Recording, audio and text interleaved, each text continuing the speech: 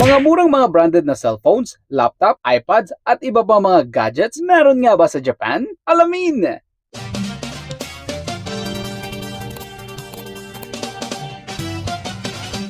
Alam nyo ba mga Choy na dito sa Japan ay pwede kang makabili ng mga branded na gadgets sa murang halaga? Yes, you heard it right! Kasi dito sa Japan ay merong mga store na nagbebenta ng mga iPhones, iPad, laptops at iba pang mga branded na gadgets sa murang halaga.